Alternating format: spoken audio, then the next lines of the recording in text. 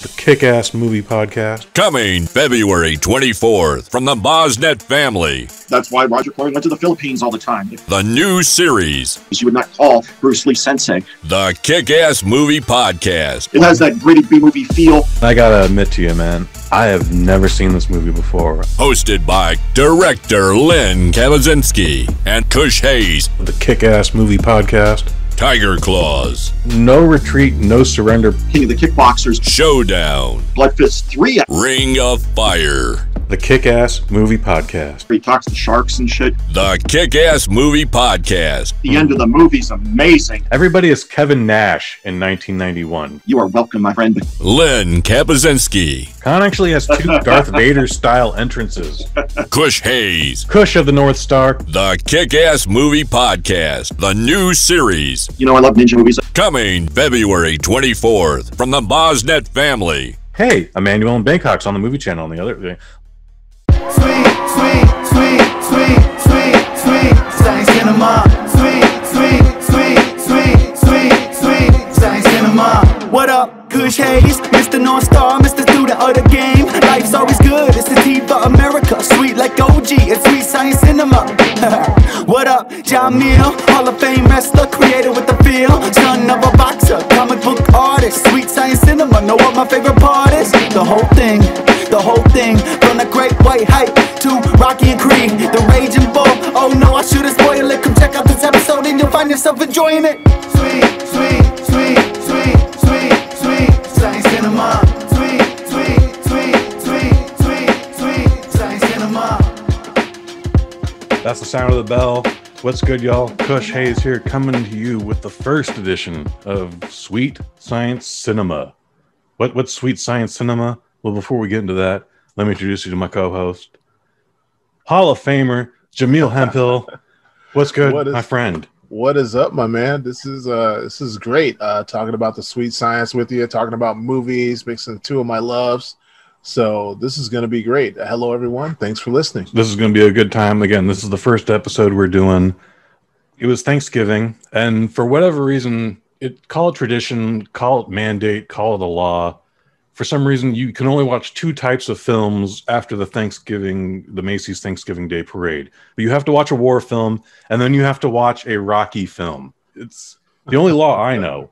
Okay. Do you agree with this, or do you have another tradition, sir? Football wasn't as much in my family. So, yeah, you're going to watch a Rocky film. You're going to watch immediately. I think a lot of people, as soon as they finish eating, that is the official start of the Christmas season, right? Like, as soon as you eat, the moment the last bite of dessert is down your gullet after Thanksgiving, it is now Christmas time. So that is when we can argue all we want, Boyce LeGrand, but Die Hard, Long Kiss Goodnight, Creed, or one of the Rocky movies, usually Rocky 4 because that's a wintertime Rocky movie. Some Rocky sort of 4 Christmas happens on Christmas. That's right. Yeah, so you have to have some sort of Christmas movie as soon as you're done eating. Rocky's done a great job of releasing those movies around Thanksgiving or whatever. Like, yes. I remember me and my cousin tried to go see Home Alone at our local theater, and the theater oversold it. So it's not the biggest theater, but people are literally sitting on the stairs watching this film. And we were like, well, fuck that. We're going to go see Rocky 5. It was a whole hassle. We were 10 minutes late, I think. We saw Rocky 5, and that was the 6th grade. And I only remember Rockies being released on Thanksgiving. Yeah. Watching, again, going back to Thanksgiving, the war movie we watched that night was 1917. Then I watched Creed. Then I watched the Academy Award-winning The Fighter. FYI, great performances in that. Does not hold up 10 years later. I don't pretend to understand what the deal is with that. But Creed, I'm invested the entire time. You get into the characters. I still feel like it's a Rocky film. You're invested in the lore. You love these new characters. The direction is fantastic. It's evolved the whole franchise, just in my opinion. If you had to, just speaking to your whole statement there, like I think like Raging Bull, The Fighter, for me, it's the original Rocky and Creed. That's like my Mount Rushmore of boxing movies. And so, like, I can watch any of those movies anytime, any place. Wow. You know, like I won't pretend like they're my favorite movies of all time. That's a completely different list. But if you limited me to boxing movies and said, okay, I can only leave you like 4 boxing movies, and like, yeah, I could watch those movies over and over again. I never get sick of them. Amazing. So it's Raging Bull, The Fighter, Rocky 1, and Creed. And Creed, yes. Wow, that's a great list. Yeah. Not even a front. I would put Creed and Rocky, the original Rocky, up against each other. The rest of the Rockies, they're lightweight action movies. Mm-hmm. They're action movies which sanction violence instead of war. That's what the Rocky movies are. I think Rocky is at its best when it's emotional, because the first Rocky is actually kind of an emotional film. It is a great movie. It still holds up, but I know today's audiences will be like, "This is slow." Exactly. What's happening here? What? Yeah, it's a character study as opposed to an action movie. The rest of the movies are action movies, and so Balboa kind of takes it back to that Rocky 1 feel. But it's sad. I don't want to watch that over and over again. It's one of the things, again, of the Rocky series, Creed included, is they brought in legitimate news sources to evolve this world. Like Rocky 4, the USA Network had an actual boxing contract. They were producing live fights at that time. So the commentating crew there is from the USA Network. Rocky 5 is, I want to say, TBS or CNN or whoever, etc., etc. Yeah.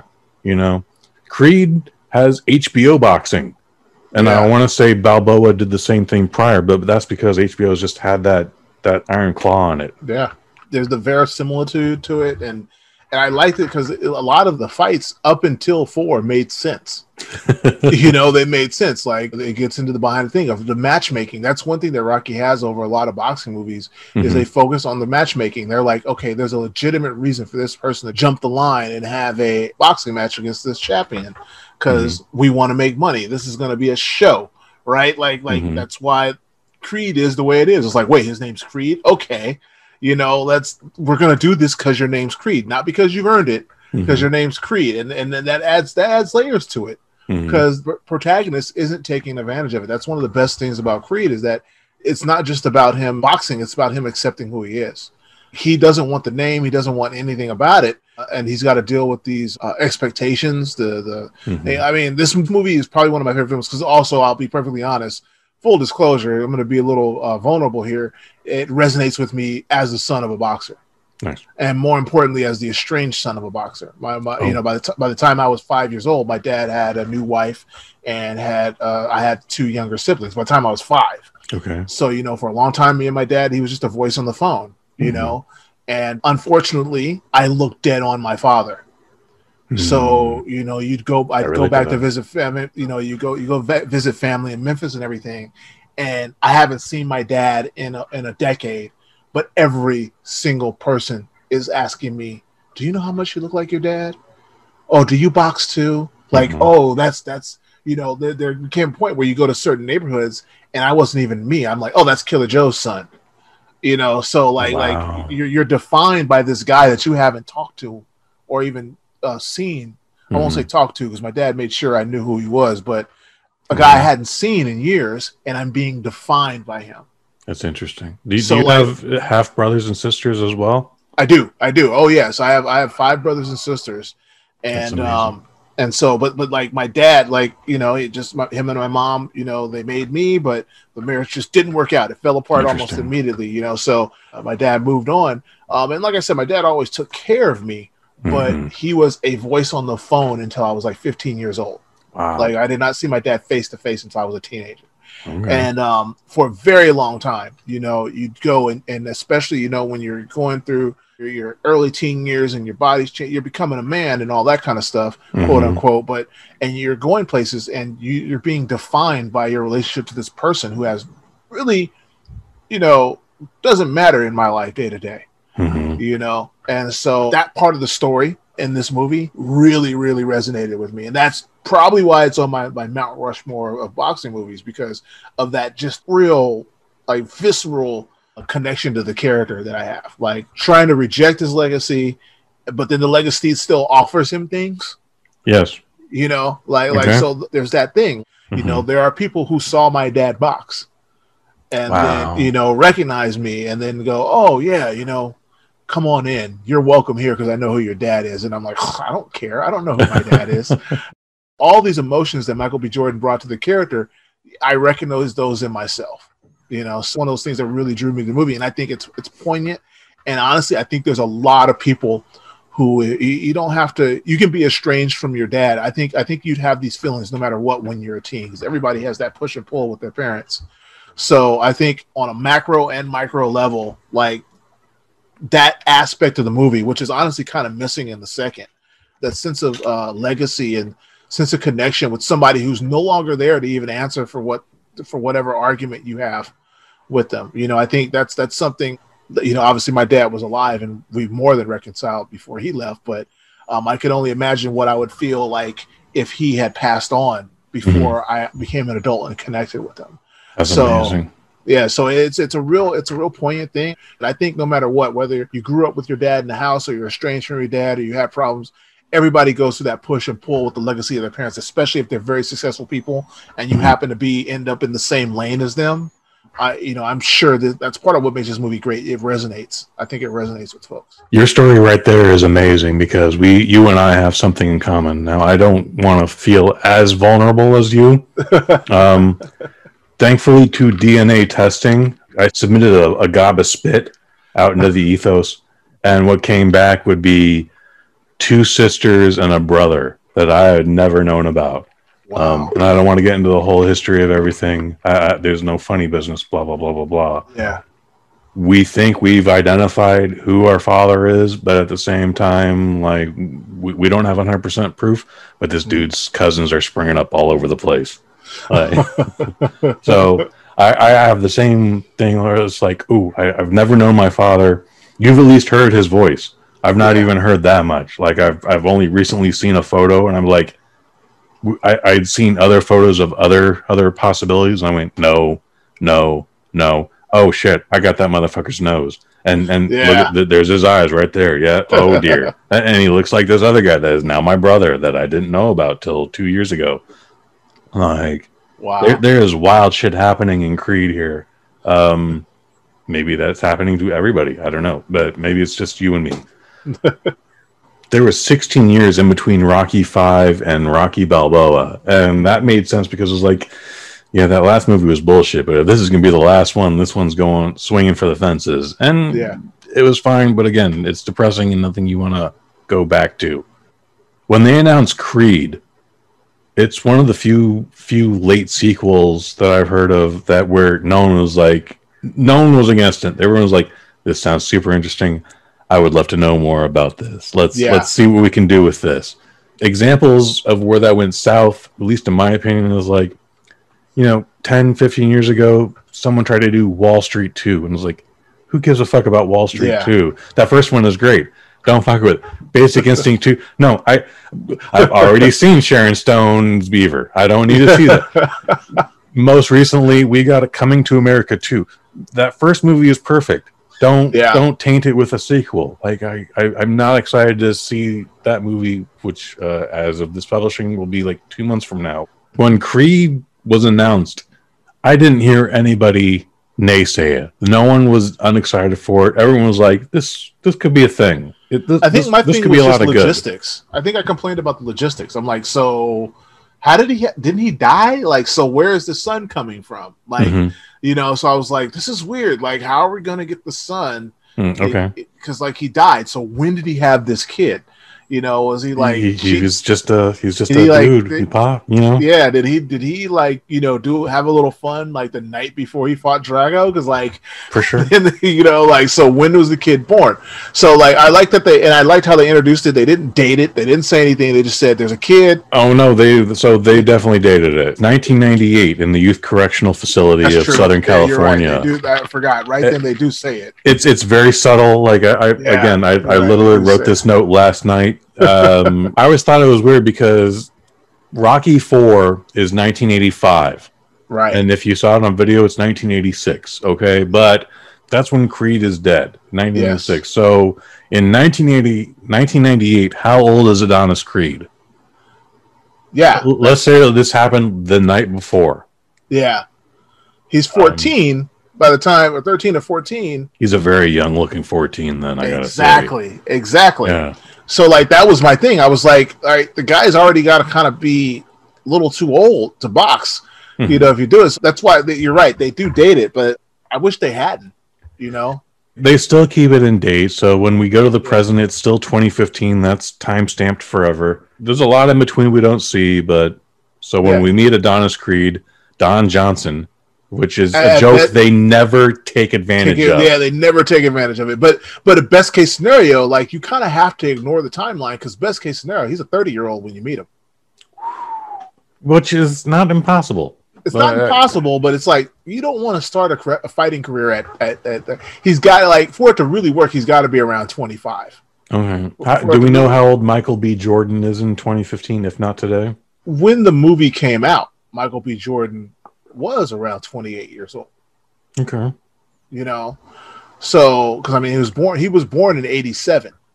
Wow. So technically, Michael B. Jordan is the correct age to play the son of Apollo Creed. Technically, he's the right age. Wow. It's just really weird in the world of boxing for someone to start a boxing career that late. But at the same time, we don't know how long he's been fighting. You know, in that's these, one thing they never do bring up. Having said that, Little Duke is even like he's like you.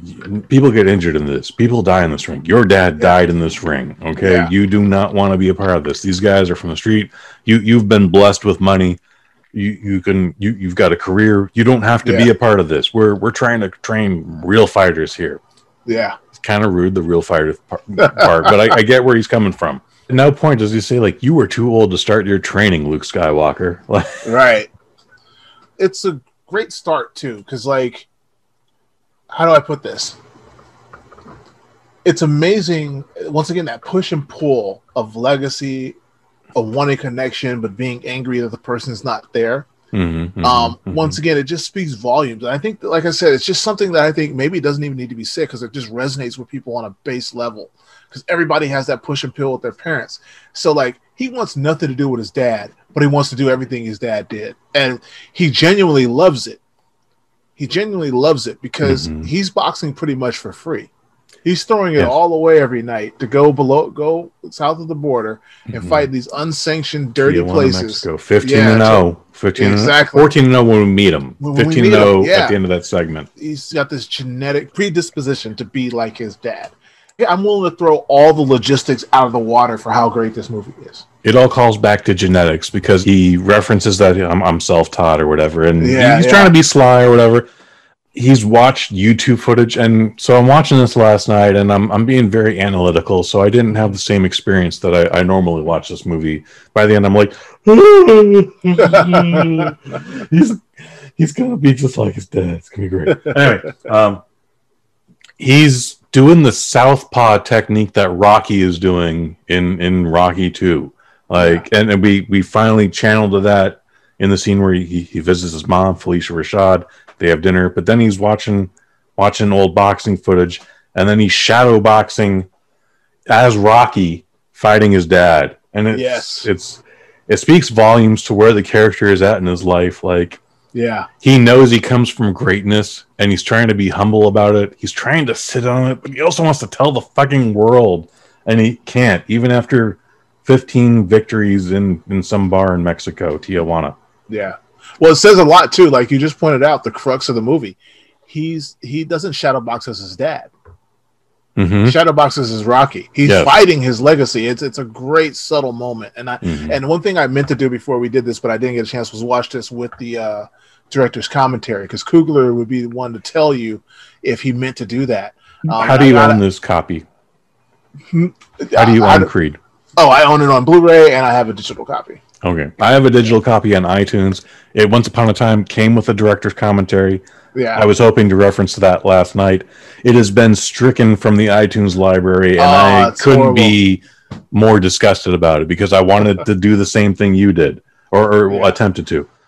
So Ryan Coogler is trying to get this movie made as he's doing Fruitvale Station. Fruitvale Station, the only Ryan Coogler movie I haven't seen, not important to this subject. As he's trying to get this scene, one of the big parts of his pitch is, me and my dad used to watch this all the time in East Oakland. This movie used to get him super emotional. As he's battling cancer, it's the only thing helping him through the most painful processes of his life. And that still takes them like 2 more years before they even get the green light to like, yeah, we like your script on spec. Yeah. Now let's show it to Sylvester Stallone. Like Ryan Coogler went through hell to get this made, and it's an amazing process. And it's one of those things where he is absolutely missing from Creed 2. Yeah, that's what I was gonna say. Like this, like it was the timing, and I think Creed 2 would have been a way better film if they had waited till after Black Panther to make it.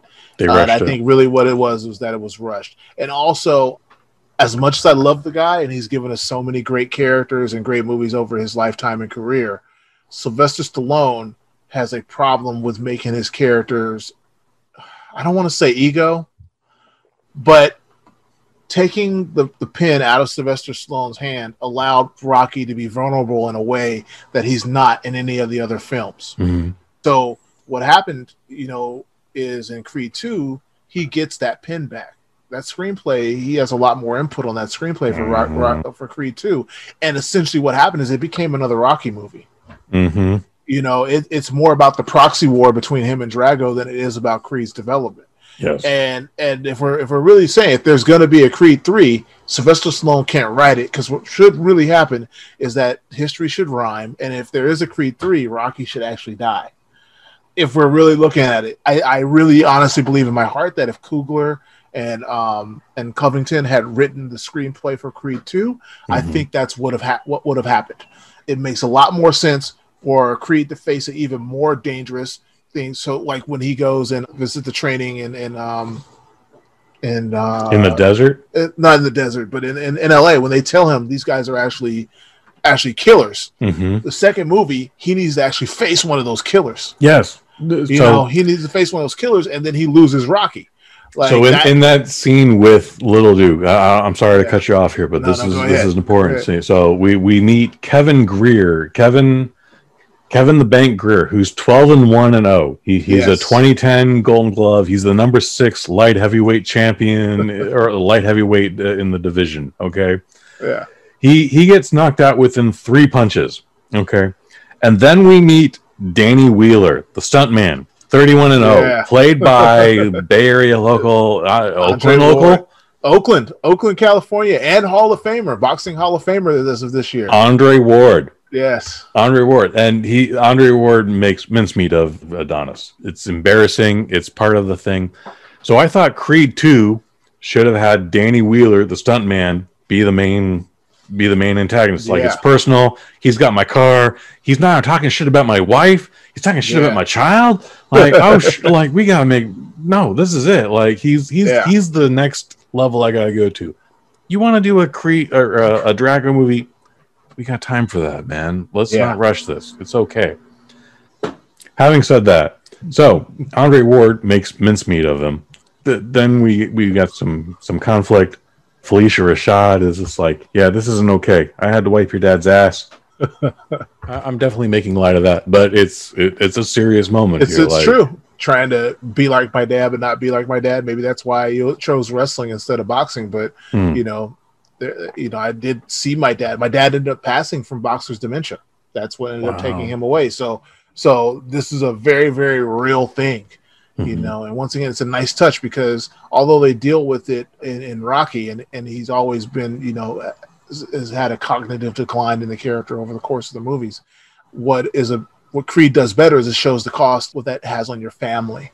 And I think that's more important. And once again, it's that hero syndrome that Stallone has given Rocky. And I think obviously just from a writer's standpoint, there's a special place for Rocky in Stallone's heart. He wants him to look like a lion. Because not only is this a character that's been with him his whole career, it's actually his big break. It's his original character. Mm-hmm. So obviously he's going to take care of him. But I think sometimes that can blind you to having any chinks in the armor, any kind of feet of clay with the character. You want him to look like a Lionheart. But it's important to show not just Rocky soldiering through his disabilities, but how does that affect Adrian? Like, it seems like everybody's dying to service, this Rocky as this lone warrior who's got the weight of the world on his shoulder. But I think some of the other Rocky movies might have been a little bit better to show what the toll his career, especially the later years of his career, was taking on his family.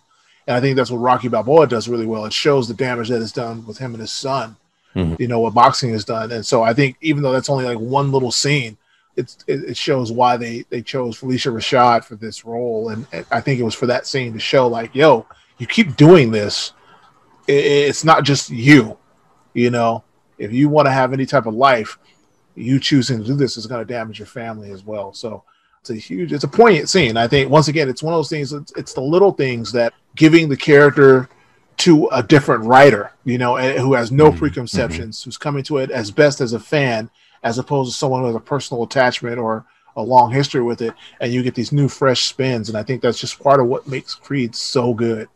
As talented as he is, Sylvester Stallone could not have written this movie. No. In fact, he's still sitting in the background because he's still skeptical.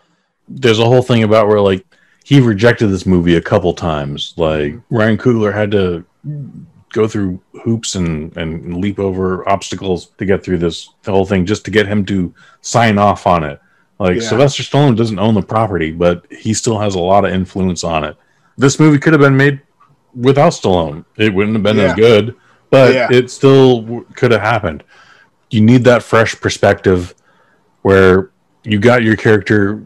He's trying to fight the sun. He's got so many layers to the onion. It's overwhelming at times. You see the emotional damage he has. Part of this movie is he only knows how to fight for himself. At some point, we get a team behind him, and now he's succeeding.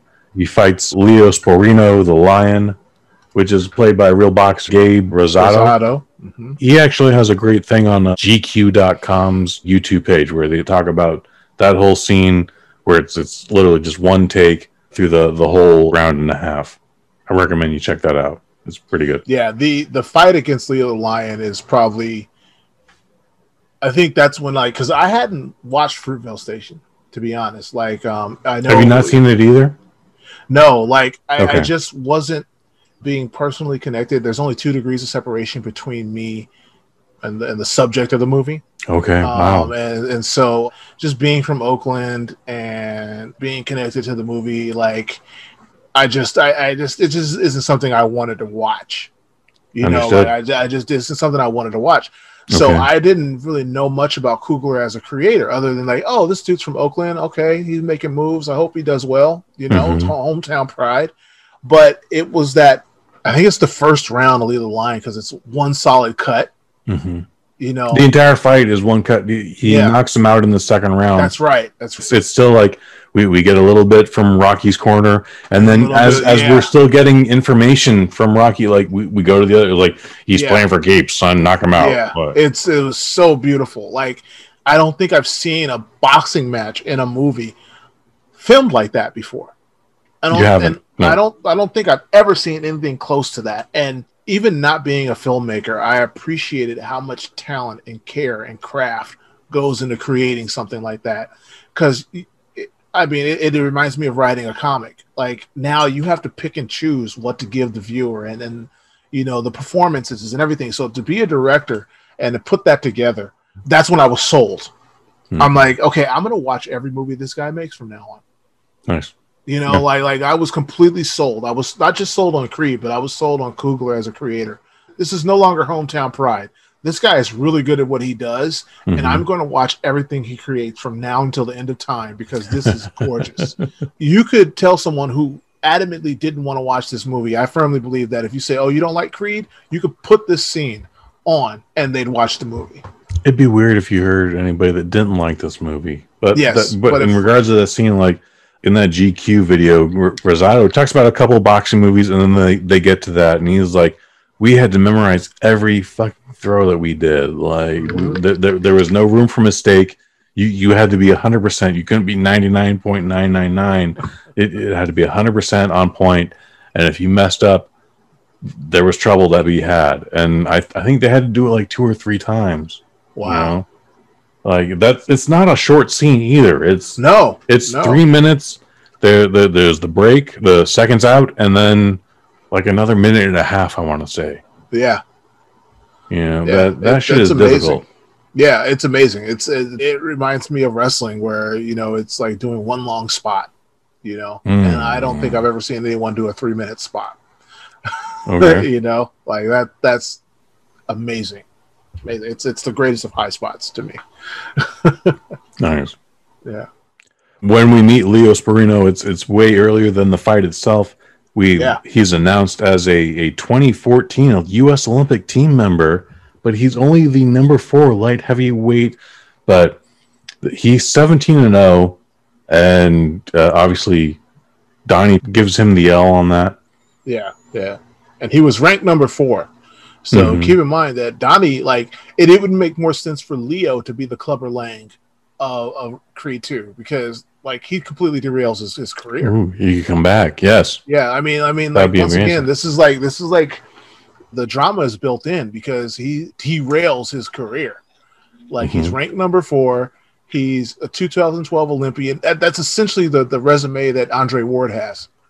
You know, and Andre Ward is now in the Hall of Fame. So this is a guy who is going to do big things, but he hasn't made any money yet. You know, and he takes the L from Donnie without even knowing that he's fighting a Creed.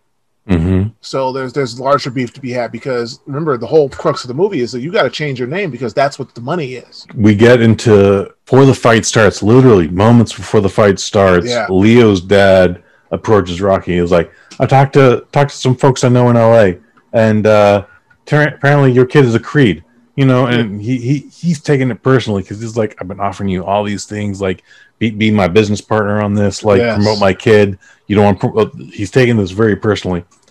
Now my man promises he's not going to tell anybody anything, but TMZ still gets the information somehow.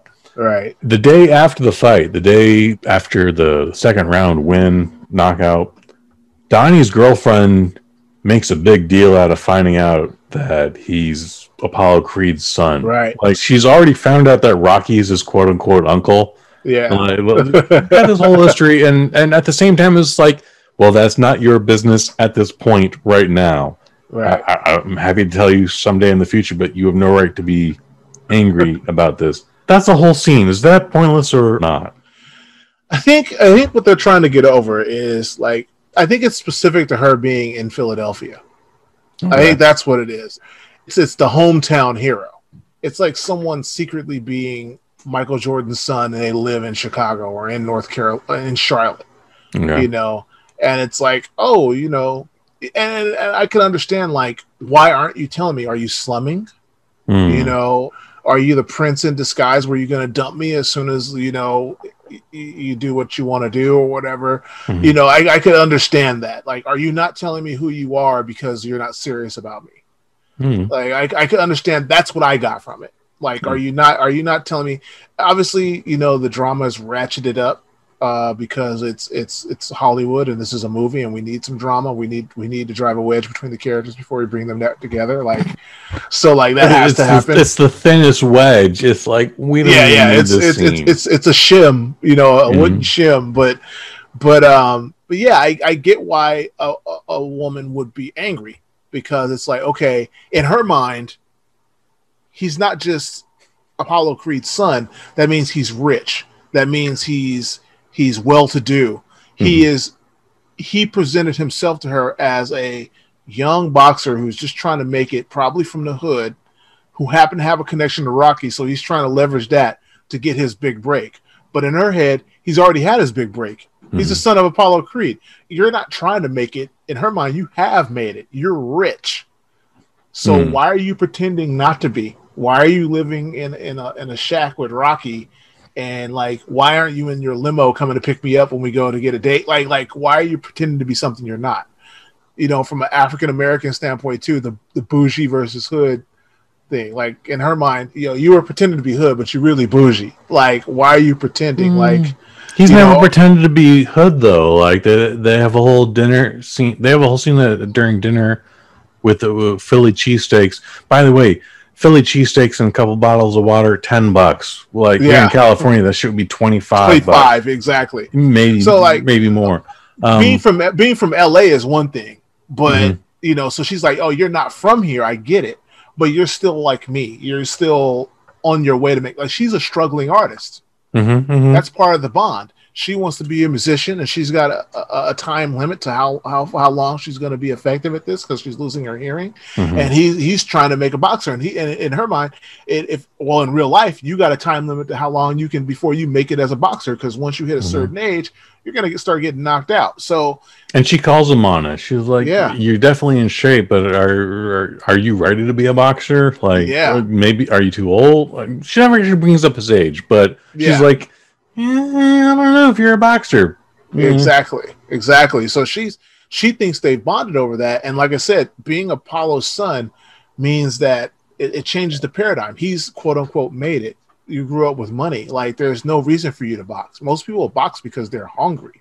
Little Duke's point at the beginning of the movie. Exactly. So she's like, you don't have that. You don't have it. No wonder I thought you weren't ready to be a boxer. There's no hunger in you. You have everything. So like you are not like me. And that's what she's saying. You're not like me. You're not anything like me because you didn't grow up like me. You had everything you wanted. So you're just slumming. That's what she's seeing in him. At least that's what I saw from that scene. Like Tessa Thompson's rant where she just keeps like throwing every stone back at him, like, oh, so you think I'm just a blah blah blah blah blah blah. Like, how small did you feel personally? Like, I've had that conversation where it's like, I thought I was just in love with you. There's no winning. There's no winning in that conversation from the male point of view, at least, you know, having been in that conversation. There's no winning. And then the fact is, you may feel she's being unfair, but she's not lying. That's the worst part. She's not lying, you know. Well, no one's lying, and that's the whole discrepancy. And it's just like, I didn't feel like telling you I was Apollo's son. All right, just give me a minute. All right, look, I was just in a fight last night. Give me a minute. Throughout the whole movie, we eventually get to Pretty Ricky Conlon, who's played by, again, real-life boxer Tony Bellew, you dude from the UK. I don't have any information on him past that. I'm sure his record's great. We meet him a couple times. He's actually supposed to fight the stuntman at one point, and because of the UK has a lot of different rules than we do, a lot of different laws. Right. So if you're caught with a gun just hanging out, like, you're not supposed to have a gun whatsoever. Ricky Conlon, for whatever reason, decided to drive around London with a gun. Yes. Got arrested. However, instead of getting sent to prison like anyone else in the UK would have been, the courts gave him one more fight. And that was going to be against Danny Wheeler. And then the shit-talking ceremony at the press conference got way too real, and Ricky Conlon decked Danny Wheeler breaking his jaw. Yes. Which is wild. I'm sure that happens, but just, God damn it, dude. You know what this is. We don't even see that. It's just a thing mentioned kind of on HBO 24/7. Yeah. So, like, first, Tony Bellew, just want to say he's a great boxer. He's retired now, but he actually, I believe his record, let me make sure. I want to say it's 30-4. Wow. 33-1. That's right. 33-1. And 20 wins by KO. Damn. So really good boxer.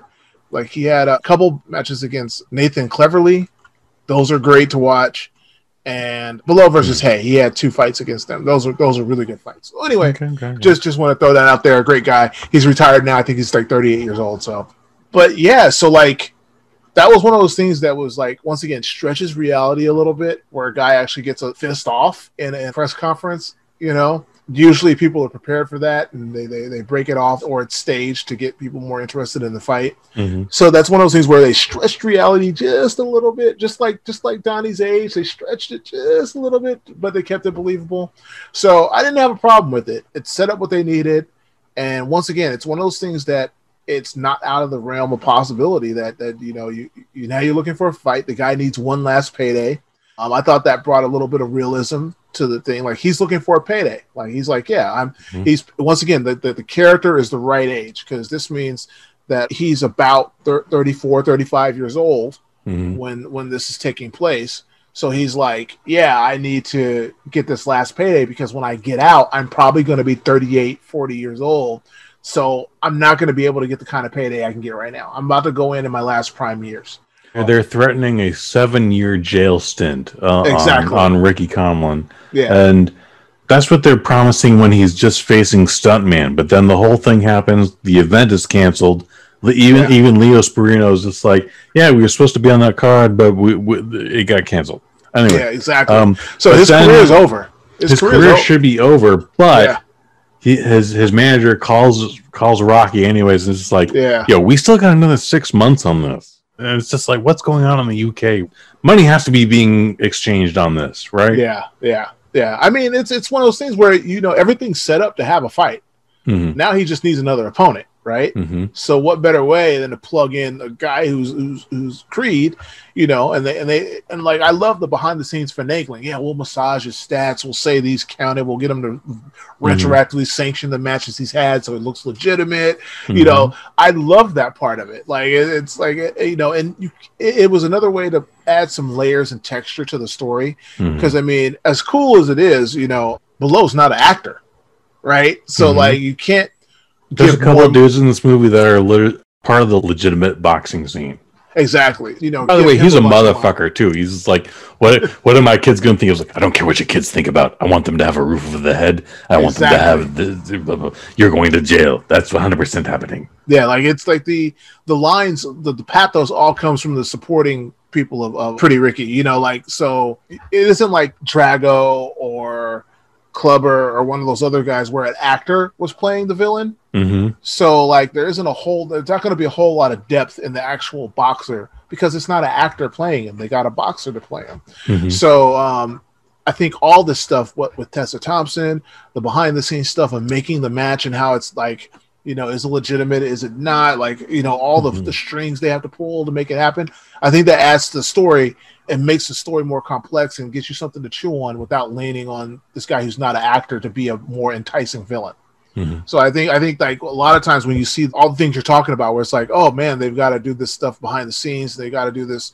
Oh, he punches a dude, and then like we need another boxing match. I think all the strings that have to be pulled and all the things that have to happen to get the match to happen makes a lot more sense because you couldn't build up a genuine hatred between the two. The protagonist and the major antagonist. Because once again, he's not an actor. You don't want to put too much into the character and make the movie hinge on you hating this guy. You want to make the movie hinge on Creed's journey, you know, and all the things that happen to make all the strings that are pulled. And also making everybody go out of their way to make this match happen just because he's a Creed plays back into the, oh my God, I wanted to do this on my own. But you are making this happen because of my dad. My dad's dead, and I am still, things are being given to me that I don't want because he's him and I'm me. He has definitely a hard time just accepting facts. And he's not wrong. You know, he wants to earn everything, but some things just happen, you know? Yeah. And he's confused about that a little bit, but once he finds out that Rocky gives his blessing and he's going to fight Ricky Conlon, he's just like, he's the most excited person in the world. And it's actually a fantastic scene. Like you're in there with him. You're excited for him. You're excited with him. This is a fantastic movie. Yes. Unfortunately, we get to the scene where Rocky gets cancer. Yes. Again, this movie doesn't have an ounce of fat that I would cut from it. But then this is the next confrontation we get to. Rocky's cancer. It's a very long montage. We only sprinkle in the very little sprinkles of Ricky Conlon, but most of the time we're talking Rocky's getting his chemo, Rocky's getting his radiation. Donnie's helping him, you know, to the bathroom. Like, he's got to get all that stuff out. Like, he's training in the hospital hallways. It absolutely adds to the weight that is in this film. This could be a throwaway. Again, we talked about other unnecessary sequels. This makes this legitimate. You're 100% involved in this at this point. I don't know anyone who isn't, right? Right. At some point, we break up with Tessa Thompson. I think that, once again, needed to happen. You know, it's one of those things where you have to understand, like, these two like each other, but it's not like Tessa isn't Adrian. You know, but she is, because Adrian is highly, highly handicapped. She's not going deaf, but this woman, maybe it's just a sign of the times in 1976, but she can't do anything outside of be in the pet store. Okay? True. It's only Rocky 3, Rocky 4, where she finally, like, has grown a full spine. It's like, Rocky, you can't do this anymore. I mean, but in the same, I mean, as in the relationship, like when you go back and watch Rocky, it seems like the relationship between Rocky and Adrian has more time to develop than the relationship between Donnie and Bianca. Yes. Like they've just met. They've still just met, and they're really into each other and everything. But she isn't as invested in his life as, say, Adrian was in Rocky's, right? Like, it's a different time. It's a different dynamic. And like you said, Adrian couldn't do anything but be in the store. But Bianca has her own life, her own goals, everything. And so, you know, and she's, like it or not, she feels still probably leftover feelings from being betrayed, but not knowing who he really was. And him telling him everything about her, where she's let him in, right? She's talked to him about her deafness. She's performed for him. Yeah, I mean, she has a reason to go, okay, yeah, I'm not going to really be down for you. So like, it's kind of like the breaking point in like any relationship where she's like, yeah, I'm not as invested into you as I thought I was, you know? But she is, because she teases him with it. Like, it's... Yeah, I mean, she's upset when she finds out he's Apollo Creed's son.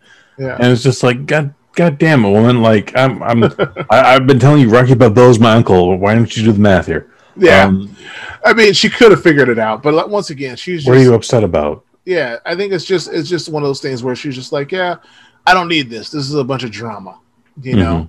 Temper does ruin some relationships for her when he goes and visits her at the club, because you know, right? Like his temper, like she doesn't need that. You know, could there have been a way to avoid all that? Like, he doesn't want to be called Baby Creed. Yeah.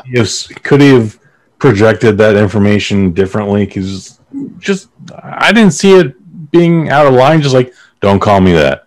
Like, you. Yeah. But he also said, call me. Yeah. Call me Donnie. Just call me Donnie. Yeah. Just call me Donnie. Like.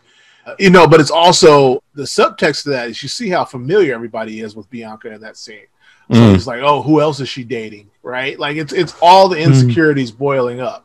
I got that as just he was trying to project something he wasn't. Like, he's exactly. Like, I didn't hear you say hello. And he's like, no, I totally said hello. You didn't say anything. I went on the dressing room. Exactly. So it's just all of his insecurities coming at once. Dig. You know, that overreaction, you know, of I'm out of my depth.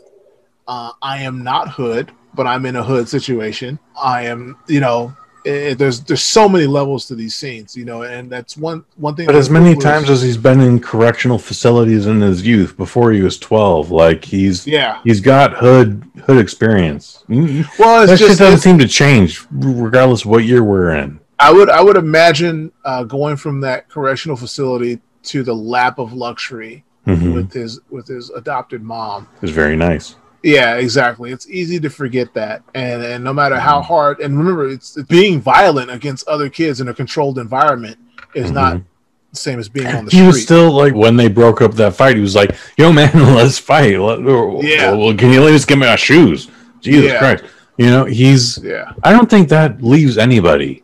I really don't think it does. I just think it's easier to get in fights when you know that they're going to get broken up. You know, yes. Yeah, you know, it's easier to get in fights when you know they're broken up, as opposed to the street where it could end with you getting shot. Yeah. You know, and so he has been living in a lap of luxury for the majority of his childhood and adult life. So, you know, and all of his fights have been in controlled environments. Okay. Yeah. You know, and so like now you're on the street and you're trying to project that toughness, you know, and if anything, that would cause a split. You know, it's like a Fresh Prince syndrome, right? I'm going to overact my hoodness because now I'm in a lap of luxury. And, you know, he's jealous because he's got this girl. Maybe it's the first girl he's been with in a very long time, right? And he really likes her, but like you see other dudes hugging up on her and like you're reacting. And then you've got somebody now, the dude who you automatically see as a rival for your woman's affections calls you Baby Creed.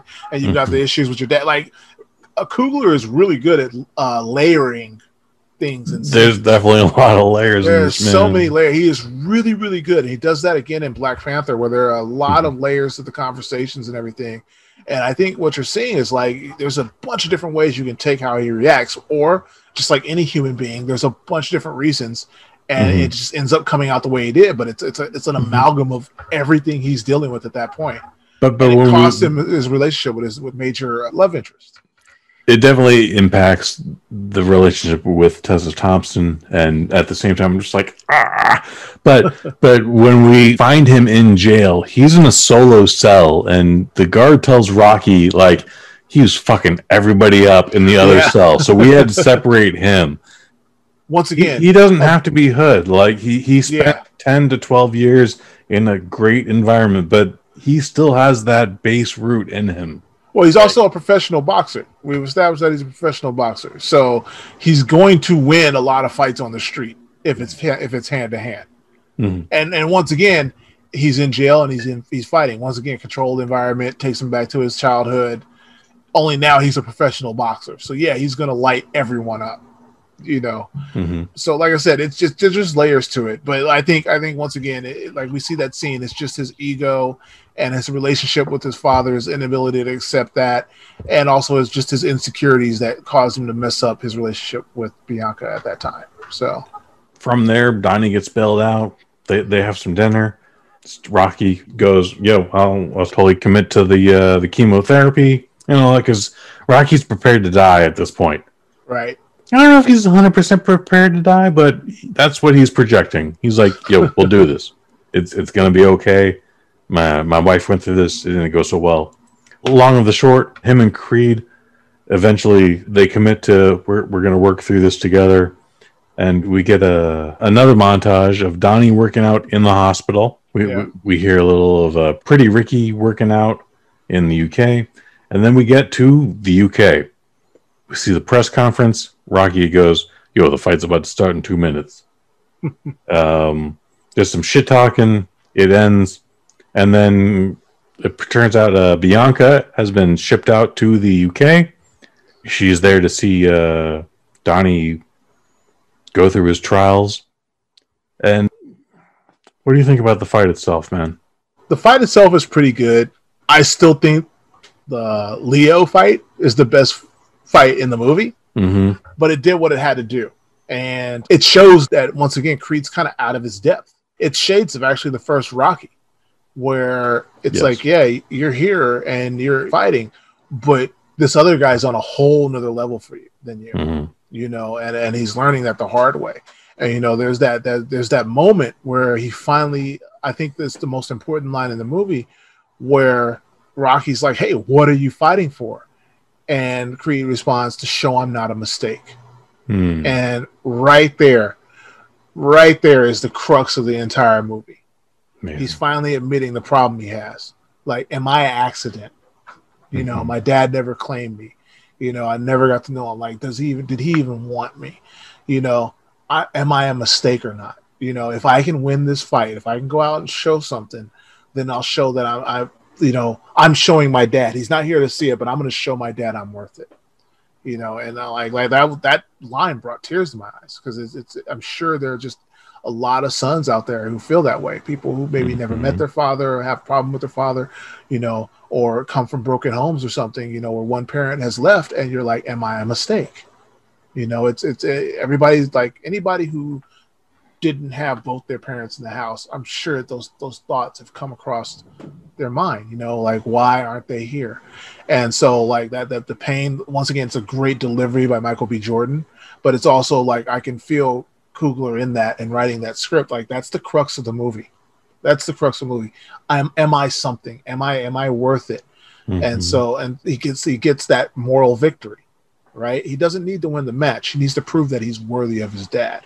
And so once he accepts that, it's almost like one of those Dragon Ball Z level up moments, like you've accepted who you are, so now you can let go. And fully accepting his dad, I think he's subconsciously fully accepting all the lessons he's learned from him, fully accepting who he is.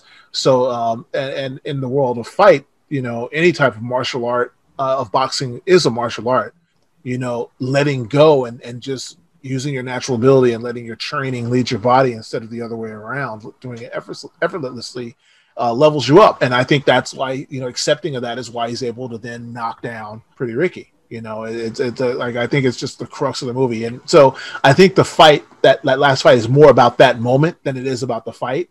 Okay. but visually the Leo fight is better. Ricky Conlan's main event, we get a lot of montages.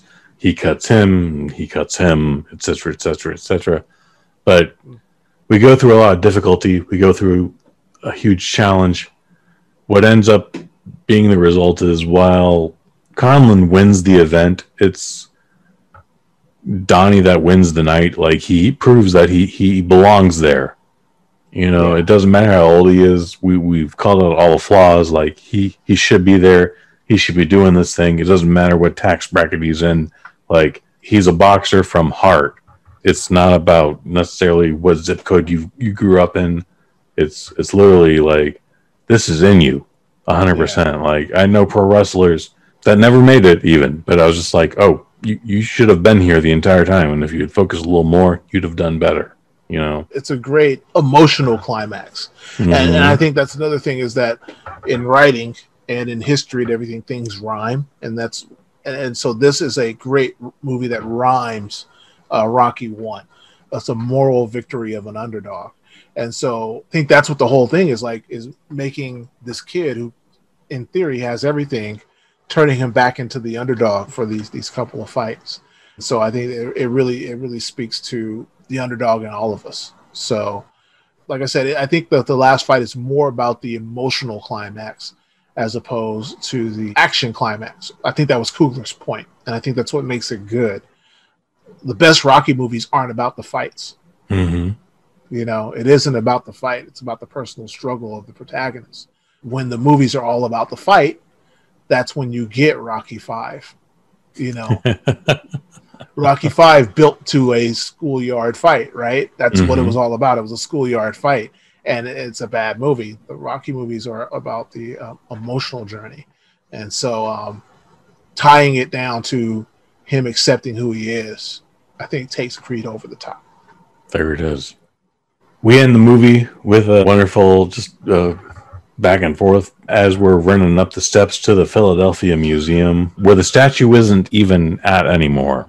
We see it's been placed off to the side. There was a moment where Philadelphia removed the statue entirely, and then I want to say for Rocky 6, they're like, all right, we'll put it off to the side there. All right. I just on a personal note, I think it's really shameful that there's this beautiful statue of Rocky, and then there's like a statue for Joe Louis, and you can't even tell that it's Joe Louis. It's just like a fist. Oh, wow. It should be the reverse. If you want to make a Rocky statue, okay, I guess, but he's a fictional character. You actually have one of the greatest boxers of all time came from your city, and you've got a better statue for this fictional character than you have one of the greatest boxers. Anyway, just I have to say that. Like, it's just. I didn't know that was a thing. All I can say is Hollywood made that statue. Yeah, I know, but like Philly celebrates it. It's like there's like a hanging fist. It's like a fist of for Joe Louis, but it's like if you didn't know that it was a Joe Louis memorial or something, there's no reason that like it's like there should be a nice. They owe Joe Louis a little bit better. Is all I'm saying. I agree. Yeah, I agree. Just on what I've heard there. So I didn't hate Creed 2. I did not appreciate it either. I am still looking forward to a Creed 3, and depending on how that goes, I will accept it being a Creed franchise from there, or I will just consider it a Rocky movie. The last note we saw is that the good news is Sylvester Stallone is not writing the script for Creed. Okay. Once again, no shade to Sylvester Stallone. I just think his focus would be on Rocky as opposed to Creed, and he can't help it. So I don't think he should write the Creed movies. That's the good news. The bad news is that Ryan Coogler is not involved at all in Creed 3. That is bad news. That's bad news. But Michael B. Jordan may make his directing debut. And there is a note here from Sylvester Stallone. He said his pick, if he could write Creed 3, would be that Deontay Wilder would play the son of Clubber Lang. So my Clubber Lang idea looks like that's where they're going with Creed 3. Yeah, really? Yeah. I mean, it makes sense. But once again, I don't think that you should have a real boxer playing that, because Clubber Lang was dangerous because it was Mr. T playing him. That's why he's one of the best villains in the Rocky series. So you should probably get another actor, or at the very least someone who's acted before, like Rampage Jackson or something. Who like I think that would be a lot better to make it personal. You know, Rampage is a little old though now. Like 10 years ago, before the 18 movie, I'd be like, fuck yeah. That's just off the top of my head, but someone in that line who maybe if you want someone who can actually fight, cool. but start looking at like younger MMA fighters or someone who just takes MMA on the side and has martial arts experience, but an actor. Get an actor to play. Like, I get the stunt casting of having real boxers in there and it's cool, but Deontay Wilder can barely box, let alone act. So, you know, so yeah. All right. I get it. Yeah. Well, this has been quite a journey, my man. Holy cow. Yeah, we had a lot to say on this. I still feel like we left some stuff on the table.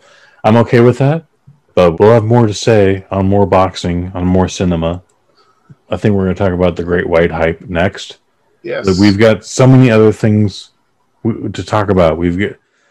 After those, what would you like to talk about? You know, even though we're going to stick with boxing, somewhere along the line, I would actually like to do The Wrestler. The Wrestler? We can do The Wrestler. That can be a whole other episode. For sure. There aren't many wrestling movies. It's that Body Slam. Yeah, and, I wouldn't want to do like, what was the one with David Arquette? I don't want to do that or anything like that. But that's a fun wrestling movie though. Yeah, I think The Wrestler is the first movie to treat it with respect. Okay. And it was just, I'll do them. Like, if you want to do them, I'll watch them. It just would be my choice. Like, you say, oh, what do you pick to do? If we had to pick one. Like, obviously, we're a boxing podcast, but if we had to pick one wrestling movie, it would be The Wrestler, hands down. We got 5 more of these to do. I'm looking forward to them, and then we're going to get to the main event. I've already told you what it should be, and we're going to have a great time doing that. Jaimel, what are you plugging right now? You're a pro Hall of Famer. What else you got? You know, as some people may know, I'm part of a publishing company, NPC Comics, and we just released a mixed martial arts comic called Scrap by Fred McKinstry et al. It is a dope comic about a young woman who starts taking Brazilian Jiu-Jitsu and MMA after she tops out in Taekwondo and ends up going on a worldwide trip, learning the ropes and having adventures in the world of mixed martial arts. And it may go all over the earth and sometimes even places beyond, because it's a comic book. So we're going to have some mystical stuff in there. So please check that out at npccomics.com. First issue is available now via print and digital. We'll see where it goes. We have a finite series planned, but if people dig it, Fred is ready to write more. So that's what's up. Yeah. So 3 weeks ago, released our episode about the Queens Gambit. We did that for New Year's Eve. We're going to do another episode about David Bowie's very first movie, The Man Who Fell to Earth, also written by Walter Tevis. I honestly think it's our best Kush and Kai ever. That'll be episode 53. At some point in between this and that, we're going to do an episode with Len Kabaczynski, who's a super indie director. He has a great affinity for the 90s martial arts movies. We're going to be talking about those. That's where we are right now when we're recording this, so I don't have a better answer for you. But this has been a fantastic episode, my friend. I cannot wait for our second episode. And thank you for being a part of this, Jaimel. Oh, man. It was a whole lot of fun. Thanks for having me on. Can't wait to review The Great White Hype. Thanks, brother. Appreciate it. All right. We're going to do more of these, at least 5 more. I've been Kush Hayes. I've been Jaimel Hemphill. You've been you. We'll see you in a couple weeks. Sweet, sweet, sweet, sweet, sweet, sweet. Sang cinema. Sweet, sweet, sweet, sweet, sweet, sweet. Sang cinema.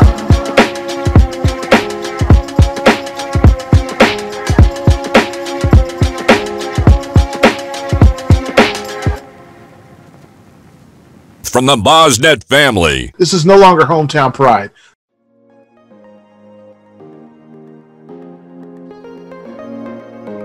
From the BosNet family. You guys, I'm so excited about today's guests. We all go through periods of our life where we're trying to just find the right answer.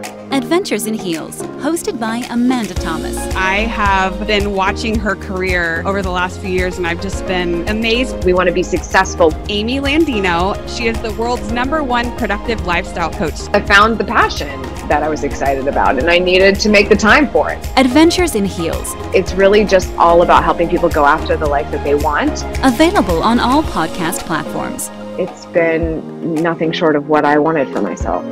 Exclusively from the BosNet family. Give it a try. See what actually happens. Well, Hey, everybody, welcome to Kush and Kai. And you're like, oh no, bitch, don't do it. Kush, I'm coming for you. the Queens Gambit. I wish I had jumped on the train when it had left the station. I thought it was going to lead to the story about him being gay. That's But, stupid.